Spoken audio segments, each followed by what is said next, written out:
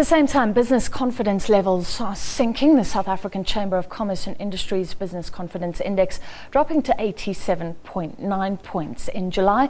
What does that mean? Well, it's a 15-year low. To discuss, we're joined by the CEO of the Chamber, Neren Rau. Thank you for joining us. Thank you. So it sounds alarming, a 15-year low. Just remind us what exactly is measured here. We measure 13 sub-indices that reflect the broad spectrum of the economy.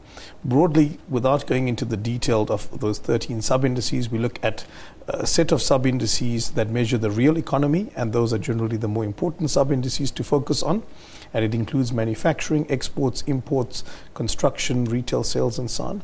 And we also look at financial measures of the economy that has to do more with the financial services sector and related variables like the rand exchange rate, real interest rates, and share prices, and those kinds of very topical issues for today. Because it is deceiving, but it's not only how confident business people are, how they're feeling. You look at actual actions in the economy and whether it's picking up or going down. Absolutely. We look at whether money is being put behind decisions and whether money is moving in the economy. So it is a bit more of a stringent test than a survey of sentiment, which can be more volatile and more subject Depends to emotional response. Exactly. And so this is perhaps a more objective reflection of what's going on. It should be less volatile on the whole, but sometimes it does succumb to volatility.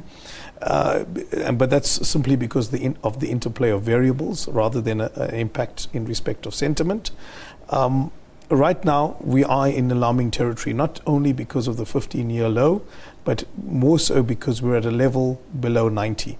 90 is not ideal territory for the BCI. Its base year, 2010, reflects 100. So we are almost 15 points away from the level of confidence and economic activity experienced in 2010.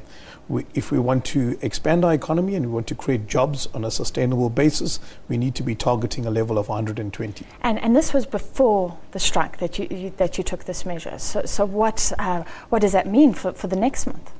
Well, the impact of the strike is beginning to filter through in July, and we expect that impact will continue into August certainly, and maybe even beyond that. So the strike was underway, but in the June BCI reading, it didn't pick up the impact substantially.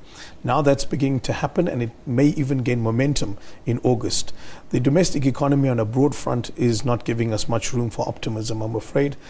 If you move beyond the strike and you look at the variables that are performing poorly on a year-on-year basis, it's 10 out of 13 variables that are reading negative right now. That is quite an alarming state to find our confidence indexing. And I guess for ordinary people, if you're looking for jobs in any of these huge sectors, it means it's unlikely right now.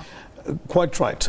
This is a very challenging time, a reflection of a tight market. We've seen recently that the employment numbers are not supportive of job creation right now.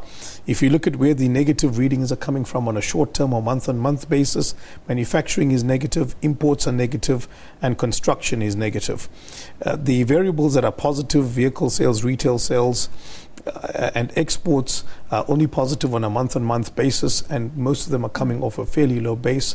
But again, on a year-on-year basis, all key variables reading negative. The only real economy measure that's reading neutral as opposed to negative is municipal services, which measures the support environment for businesses.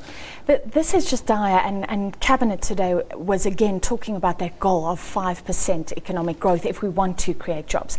Is that looking increasingly like a panacea?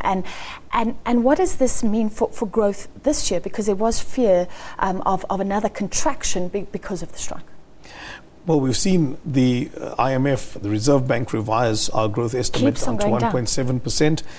It's still early in the year for us to close the lid on further revisions, and those are again likely to be downward if one looks at the factors reflected in the BCI.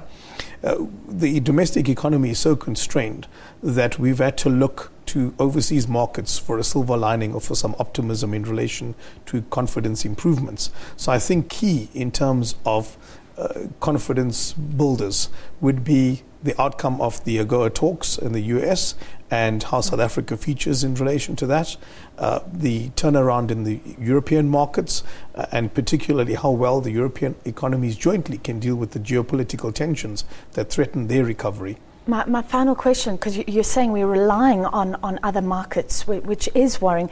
And I just want to know, if we look at the world, are we really underperforming? I know we're underperforming in Africa. Can we say that this is a problem that we have to deal with? We can't blame anybody else.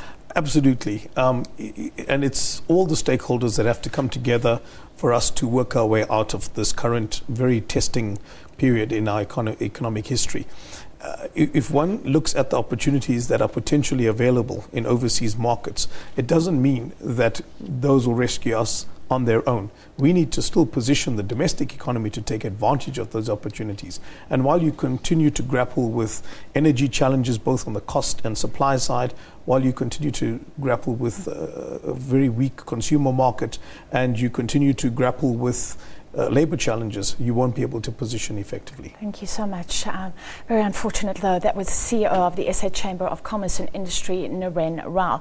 Well, he was talking about a possible silver lining, and should we give Obama a pat on the back after the US-Africa summit in Washington? What does it actually mean for our continent and for South Africa? We'll pick up with that after